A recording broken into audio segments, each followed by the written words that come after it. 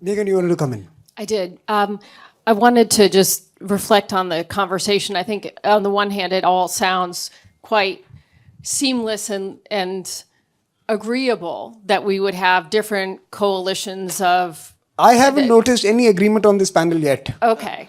I'm just telling you, you're very polite, but you're not agreeable. Okay. Well, I'm finding this vision of fluid coalitions addressing multiple problems at different periods of time. That all sounds good, and I'm sure that'll be part of the system, but we're leaving out two really important things. This is one happening in a dynamic of great power competition, which cannot be divorced from this conversation when we're talking about the kinds of global problems that are going to arise. The possibility of a great power conflict, which could upend this entire emerging order. And the second thing that we haven't talked so much about, although you just addressed it here, is how does this fluid coalition actually solve global problems? I can see how fluid coalitions can address particular issues for particular regions, particular areas, but when we have existential global problems, how Like are the these pandemic. fluid? Like the pandemic, as Prime Minister Harper Like the mentioned. pandemic, The old exactly. order didn't do too well Right, either. and would this order actually do any better with the pandemic? I think that's a fair question. That are you going to improve it? Are you going to regression? I could see a glint in your eyes, so I'll let me come to you. No, I think this was the moment you're waiting for us to disagree. I want to disagree with both of them on different aspects of what they said. I don't think a natural order is a winner, it's the fittest will survive. It doesn't have to be. It's not necessarily a winner-take-all combinations. And I look at parts of the world where actually different cultures and diversity and pluralism has survived. It may have its tensions and problems, but nobody imposed, take us, for example, currently at 1.4 billion, but, if you take the subcontinent as a whole, probably closer to 2 billion. Nobody imposed a single language. Nobody imposed a single ethnicity or social characteristic. So there was some ability to find an equilibrium among different sets of people. So this idea that the natural order was a winner-take-all, I would actually suggest is either a very East Asian construct or a very Western construct. I think that's called great power competition. No, I'll come to that. That was my second point of agreement. Great power competition is not so bad. Let me tell you what's really bad. Great power collaboration. The rest of us get squeezed out.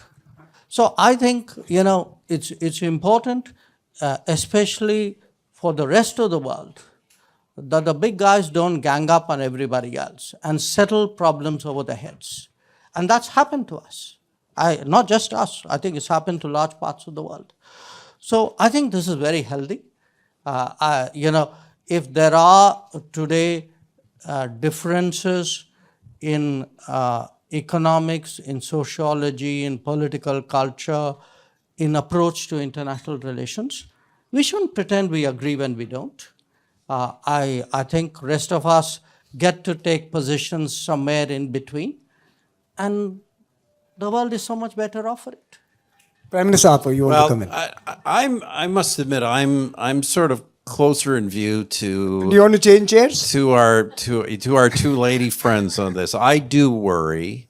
I think it's a reality, but I do worry that this, let's say, so-called natural order we're returning to will be inevitably more chaotic, more unfair, and less collaborative than we would like. And in that kind of an order, multiple realities can exist at the same time. Let me just, let's jump back into history, because we talk about the unipolar world as being an aberration. Let's talk about a period we think about as a relatively stable kind of natural order, or what you want to call it, great power collaboration. And I think about the period between the end of the Napoleonic Wars and World War I.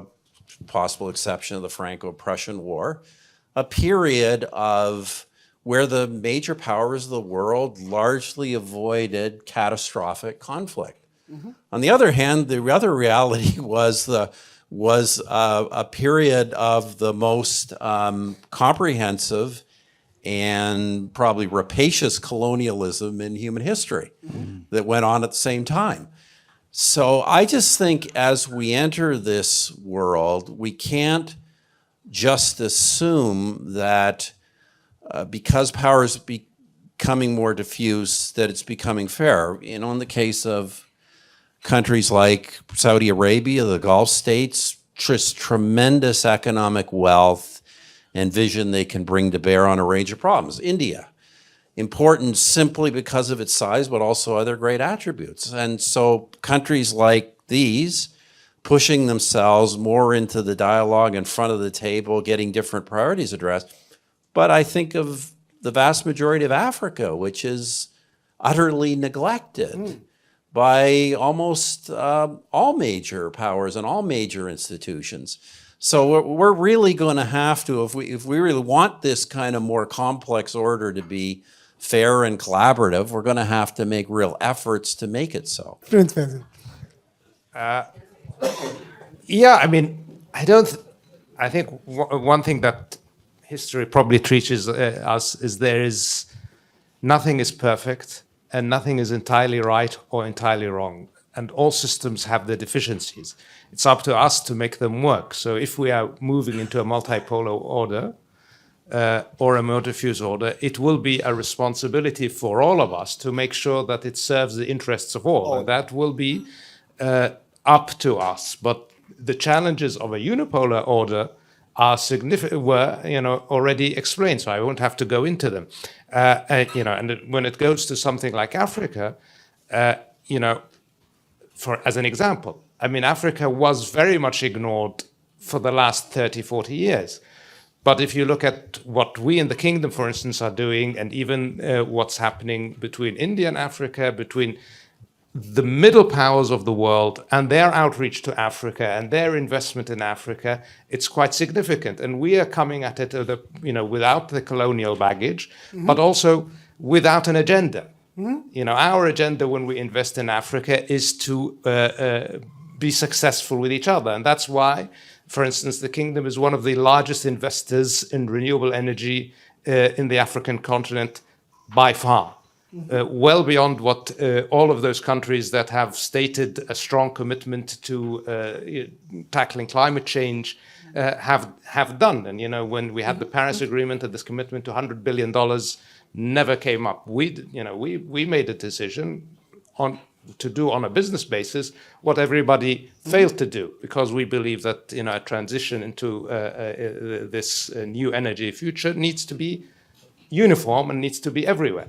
So again, I mean, I think that we understand better the challenges and the needs of our community, and that's why we will work to make sure that the deficiencies are addressed, and they are addressed collaboratively.